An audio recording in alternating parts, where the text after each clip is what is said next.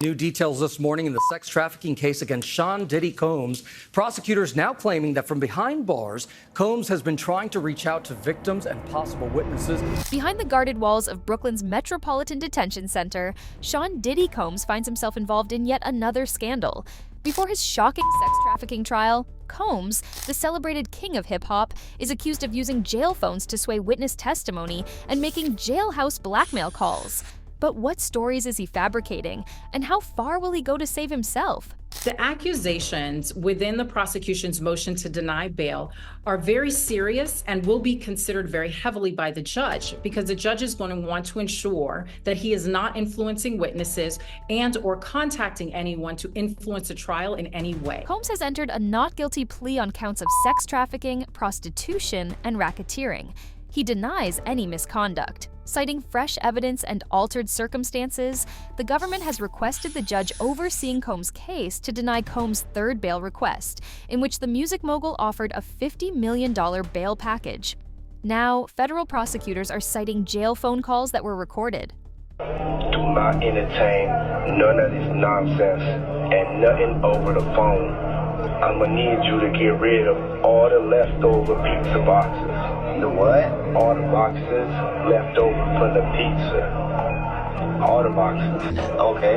Make sure you recycle the plastic like we talked about. Let me tell you, that leftover pizza boxes and recycling the plastic are probably secret codes for something. The prosecution's most recent petition claims that Combs has made relentless efforts to contact potential witnesses, including victims of his abuse, who could provide powerful testimony against him.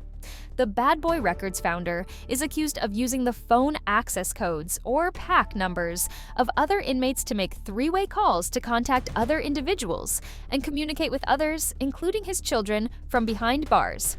Additionally, prosecutors claim that Combs has contacted unauthorized people using Contact Me ASAP, a third-party communication service. A number of the prosecutor's assertions in the document have been redacted. The details of the October call between Combs and one of his adult sons, which the prosecution cited as an example of his attempts to reach witnesses, seem to have been deleted.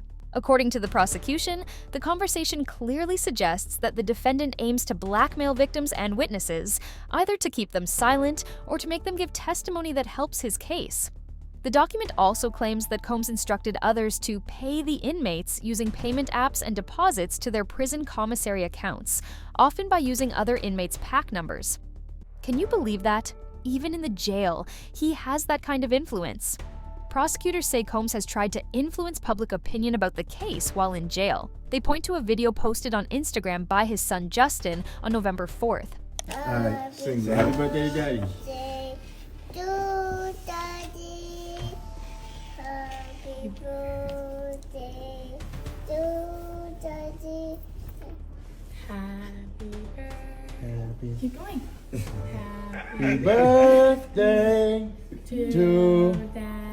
Keep going, Go.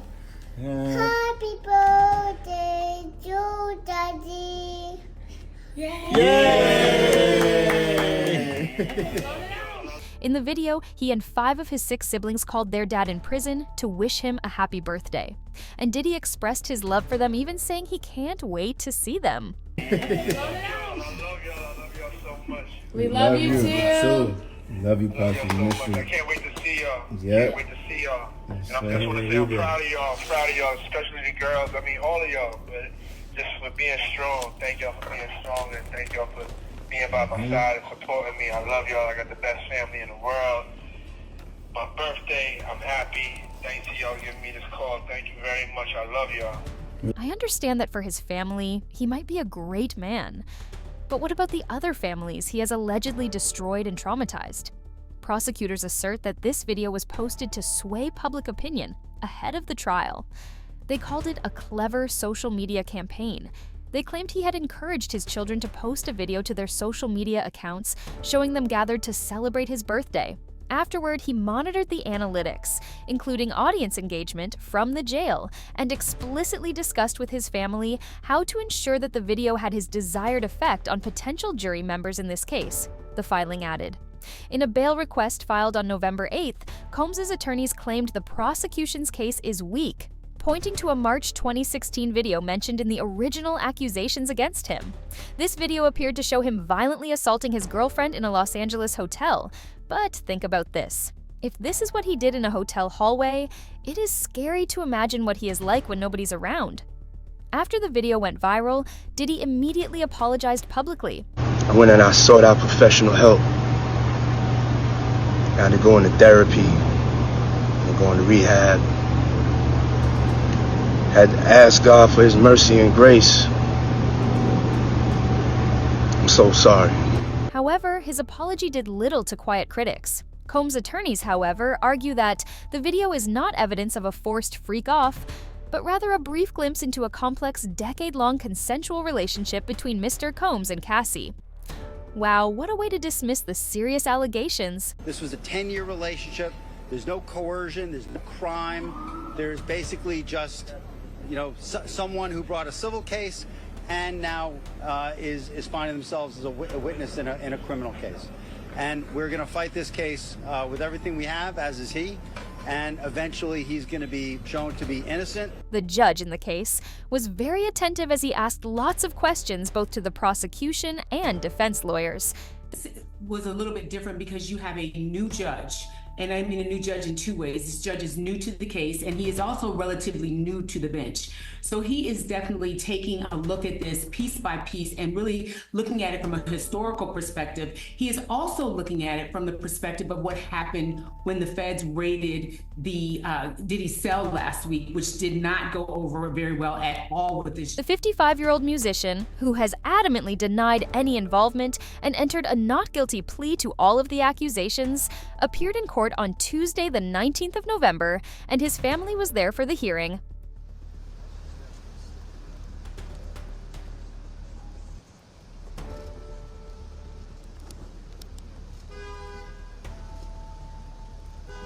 Lawsuits against the rapper started when singer and dancer Cassie filed a lawsuit on November 16, 2023, accusing him of years of abuse. Soon after they met, Combs allegedly pulled her into his flashy, fast-paced, and drug-fueled lifestyle. In 2005, when Cassie was just 19 and Combs was 37, he signed her to his record label. Many believe that Sean Combs paid Cassie $30 million to settle the lawsuit, which was later dismissed. Now that Diddy is in jail and accused of blackmailing victims, rumors suggest he might also be trying to settle other legal cases against him. Additionally, Tyler Graves claimed that some 20 years ago, Sean Diddy Combs and his bodyguards sexually assaulted her and shared video of their horrific assault, including by selling it as pornography. The violation I have experienced during the assault has had lasting effects on my body, causing ongoing health problems and complications. The combination of physical and emotional pain has created a cycle of suffering from which it is so hard to break free. We don't know how many people are still quiet as something shocking is being exposed almost every day. However, many people are now gathering the courage to speak up. Recently, more than 100 alleged victims stated that they are planning to sue. Could this be one of the reasons why Diddy was calling from the jail? Could this be what he meant when he said, "Take care of the leftover pizza boxes"? As the case progresses, we will find out. The biggest question right now is, will Sean Diddy Combs get bail? His lawyer, Alexandra Shapiro, argues that keeping him locked up violates his constitutional rights by not giving him a fair shot at preparing for trial. The defense is pushing for home detention with 24/7 security and strict rules that would limit his contact to just his legal team. Sounds intense, right? But the prosecution isn't buying it. They argue that Diddy is a major risk, both dangerous and likely to interfere with the case. They point out he's already facing over 20 civil lawsuits from men and women accusing him of everything from sexual exploitation to rape. And that's not all. Prosecutors claim he's been secretly blackmailing victims from jail using sneaky phone calls and believe he'd cause even more trouble if released. Their argument?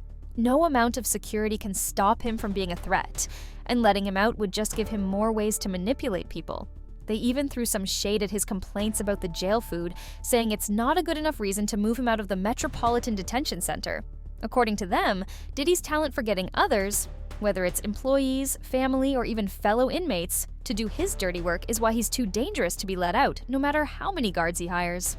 The P. Diddy case just keeps getting messier. And one thing's for sure, this case isn't just about the shocking accusations. It's about the wild power plays happening behind the scenes. How much can fame, fortune, and connections actually sway justice? And let's be real. If someone can allegedly pull strings and spin the story while locked up, what does that say about the system that's supposed to keep them in check? Share your thoughts in the comments, and don't forget to like and subscribe for all the updates.